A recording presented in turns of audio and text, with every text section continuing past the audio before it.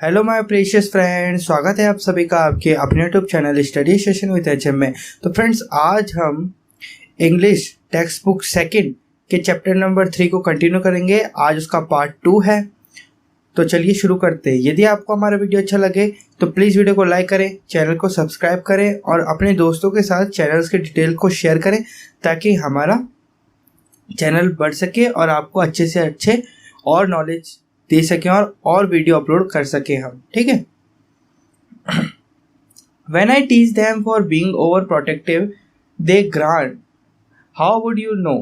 यानी जब मैं आवश्यकता से अधिक ध्यान देने के कारण सुरक्षा के लिए उन्हें छेड़ता हूँ तो वे नाराजगी से कहते हैं, तुम कैसे जानोगे? यानी माता पिता, समीर माता पिता से पूछता है तो वो बोलते हैं उसके माता पिता कि तुम कैसे जानोगे? How would you know? You are too young to understand our fears. अभी तुम बहुत छोटे हो, तुम हमारे डर को नहीं समझ सकते। Our only child, the apple of our आई।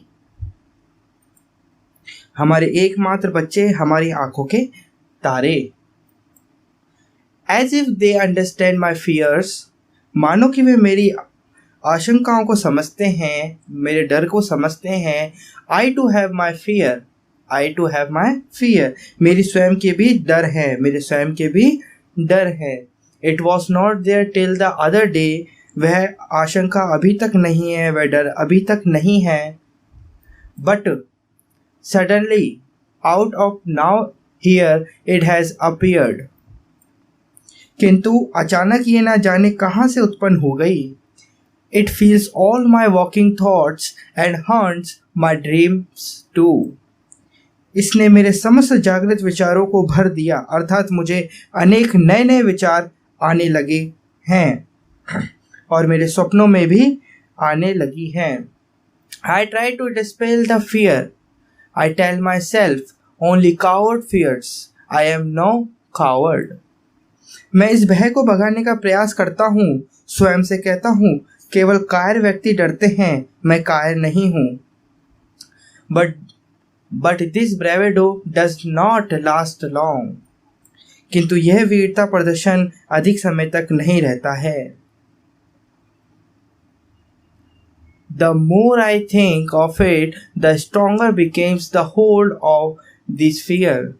मैं इस विषय पर जितना अधिक सोचता हूँ उतना ही अधिक यह डर मुझे पकड़ लेता है। I am no longer my usual self. मैं सामान्य नहीं रहा। I have become a stranger to my self.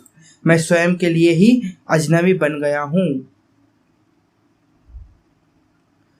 Till the other day I used to feel happy when अम्मा walked in unannounced, surveyed the room, gently chided me.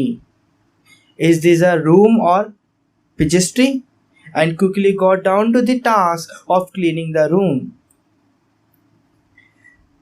कल तक मुझे प्रसन्नता होती थी जब अम्मा बिना सूचित किए कमरे के अंदर आती थी, कमरे का निरीक्षण करती थी और प्यार से मुझे फटकारती थी, यह कमरा है या सुअरों का बाड़ा, और शीघ्र ही कमरे की सफाई में लग जाती थी। She would work at it with total dedication. वह पूर्ण लगन के साथ यह कार्य, साफ सफाई का कार्य करती थी। The books would go back into the bookcase or side rack. The caps and pens pulled apart by me would get reunited. Bits and pieces of crayons that dot the floor would go into the bin. The dust would be swept off the table and the room would gain a fresh look. किताबों को वापस rack में या case में रख दिया जाता। Pen के ढक्कनों और पेनों को जिन्हें मैंने अलग कर दिया था को वापस लगा दिया जाता। चौक के टुकड़े जिन्होंने फर्श पर धब्बे डाल दिए थे रद्दी की टोकरी में डाल दिए जाते।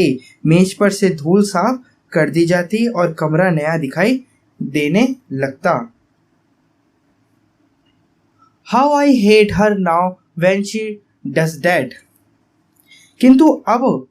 किंतु अब जब वह ऐसा करती हैं, कमरे की सफाई करती हैं, तो मैं उससे बहुत घृणा करने लगा हूँ, अर्थात मुझे ये बिल्कुल पसंद नहीं है। I have put up a warning on the door. मैंने दरवाजे पर लिखकर एक चेतावनी लगा दी। नॉक बिफोर यू एंटर, प्रवेश करने के पूर्व दरवाजा खटखटाएं। Beneath the above instructions is a warning, उपयुक्त निर्देश के नीचे एक चेतावनी है। My room, love it or hate it, मेरा कमरा चाहे इसे प्यार करो अथवा घृणा करो। Amma sees the notice but behaves as if it is Greek or Latin. She continues to step into my room unmindful of my privacy. अम्मा इस सूचना को देखती हैं किंतु ऐसा व्यवहार करती हैं मानो कि यह यूनानी या लैटिन भाषा है, अर्थात वह इस सूचना पर ध्यान नहीं देती हैं। How can I make her understand that I need privacy? वह मेरे कमरे में मेरी एकांतता को बिना ध्यान में रखे घुसती हैं। मैं उन्हें किस प्रकार समझाऊं कि मुझे एकांत यानी गोपनीयता की आवश्यकता है।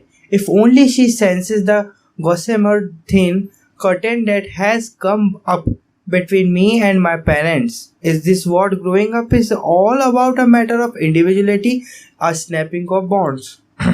काश कि वह केवल बहुत बारीक पर्दे का ध्यान रख पाती जो मेरे तथा मेरे माता पिता के बीच में बन गया था। क्या यही व्यस्त होने का अर्थ है, एक निजता की बात, बंधनों को तोड़ने की बात? Who wants to snap bonds with one's parents? अपने माता पिता के साथ बंधनों को कौन तोड़ना चाहता है? Not I. The very thoughts makes me cry, yet I feel I am drawing away from them. मैं भी नहीं तोड़ सकता, इस विचार से ही मुझे रोना आ जाता है।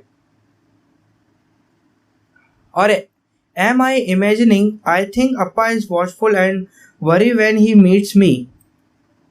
अपने माता पिता के साथ बंधनों को तोड़ना चाहता है, मैं भी नहीं तोड़ना चाहता, इस विचार से ही मुझे रोना आता है। ये कौन कह रहा है? समीर कह रहा है। फिर भी मैं महसूस करता हूँ कि मैं उनसे यानी माता पिता से दूर होता जा रहा हूँ। और am I imagining? I think Appa is watchful and worry when he meets me. अथवा क्या मैं कल्पना कर रहा हूँ, मैं सोचता हूँ कि अप्पा यानी पिताजी जब मुझसे मिलते हैं तो वह बहुत सावधान या चौकन्ने रहते हैं। Of course, his eyes gleam with joy whenever I walk into his presence. वास्तव में जब मैं उनकी उपस्थिति में पहुंचता हूं तो उनकी आंखें प्रसन्नता से चमकती हैं। But is it as spontaneous as it used to be? किंतु क्या ये उसी स्वाभाविक ढंग से होता है जैसा कि पहले हुआ करता था?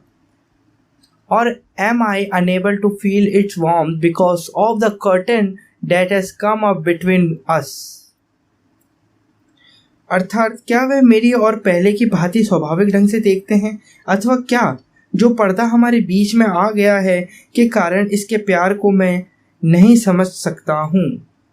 Maybe because of the curtain he sees me as someone different, a rather misty figure, imprecise, vague and elusive, developing a form that is difficult for him to gauge. यानी हो सकता है इस पर्दे के कारण ही वह मुझे एक भिन्न व्यक्ति समझते हों, एक धुंधली आकृति जो संदिग्ध, अस्पष्ट व भ्रामक है तथा जो ऐसे स्वरूप में विकसित हो रही है जिसके विषय में अनुमान लगाना उनके लिए कठिन है।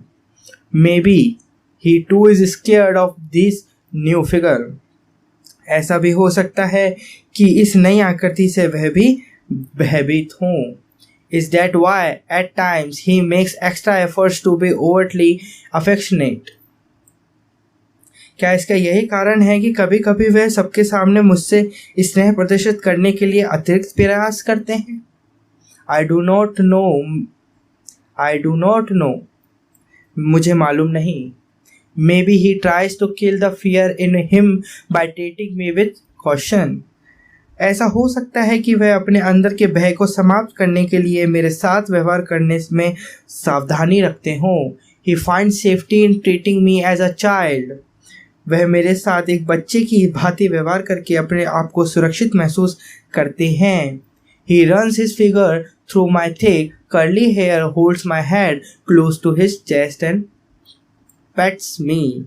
वह मेरे मोटे और घुंघराले बालों में उंगलियां फेरते हैं, मेरे सिर को पकड़कर अपने सीने के निकट ले जाते हैं और मुझे थपथपाते हैं। फ्रेंड्स, आगे का लेसन हम पार्ट 3 में देखेंगे। यदि आपको हमारा वीडियो अच्छा लगा हो तो प्लीज़ वीडियो को लाइक करें, चैनल को सब्सक्राइब करें और बेल आइकन को ज़रूर दबाएं सब्सक्राइब करके चैनल को, ताकि हमारी जब भी नए वीडियो आए तो सबसे पहले आपको उसका नोटिफिकेशन प्राप्त हो सके। ठीक है, धन्यवाद एंड गॉड ब्लेस।